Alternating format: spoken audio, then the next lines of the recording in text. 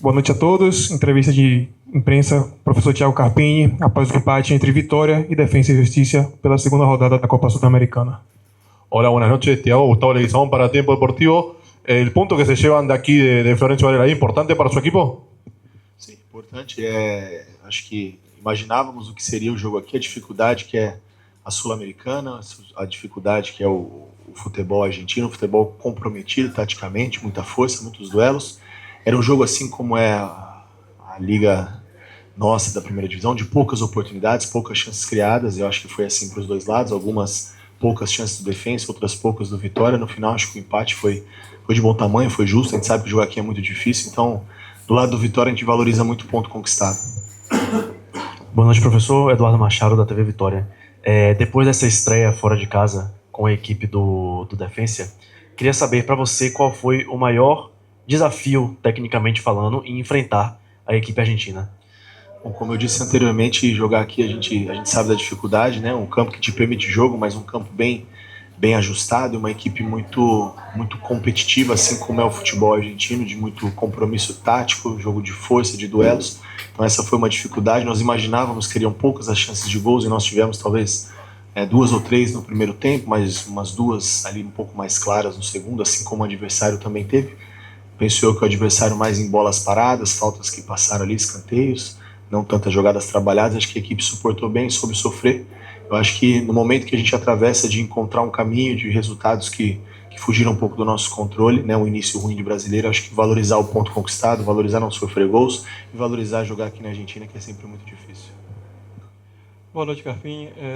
Você sempre fala em valorizar, acabou de falar da valorização do ponto conquistado, mas diante das circunstâncias, já é o segundo empate, né? Você sabe que a competição, que pode ser um tiro curto, caso não consiga os objetivos nessa primeira fase, mas o que é que você acha que faltou, né, para o Vitória voltar para o Brasil com um resultado melhor diante de toda essa sequência, né, de jogos que o Vitória tem pecado muito na transição ofensiva?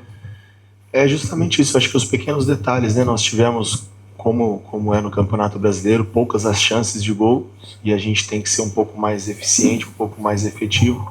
Foi assim no primeiro e no segundo tempo, criamos poucas oportunidades reais, né, mas tivemos um volume, um controle, uma organização. Acho que isso mostra um caminho, um equilíbrio, a gente tentando encontrar, né, a formação mais próxima do ideal, daquilo que a gente imagina. Hoje, pela poucas vezes, nós conseguimos quase que repetir uma formação na sua totalidade, isso é importante, e à medida que a condição física permitir, a gente vai tentar seguir nesse caminho para encontrar as melhores alternativas. Em relação a de ser um campeonato curto, tiro curto ou não, acho que a segunda rodada para todo mundo, o nosso grupo ainda está embolado, tem um jogo agora do Cerro com a Universidade, então independente do que aconteça lá, temos que nos preocupar com o nosso, e nas circunstâncias eu valorizo, ainda sigo valorizando o ponto. É claro que eu queria a vitória, mas valorizo o ponto conquistado, que nós temos agora 2 jogos no Barradão, e a gente precisa fazer, falando de Sul-Americana, o fator casa. Eu acho que é lá que nós precisamos ser ainda mais eficientes e buscar a pontuação que nos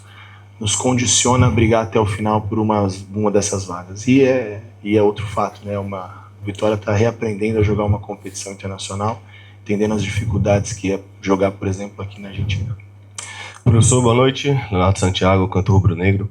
A gente vem, inclusive, ouvindo ao longo de algumas últimas coletivas com relação à tomada de decisão individual, e que eu particularmente concordo. Só que eu gostaria de perguntar para você se você entende que coletivamente, em alguns momentos, a gente tem um pouco mais de dificuldade de conseguir propor o jogo, chegando um pouco mais na profundidade, atacando um pouco mais o adversário, do que necessariamente quando a gente tem a transição. Acredito que quando a gente tem espaço para jogar, a gente consegue chegar um pouco mais de fato, e aí acredito que a tomada de decisão realmente tem pesado muito.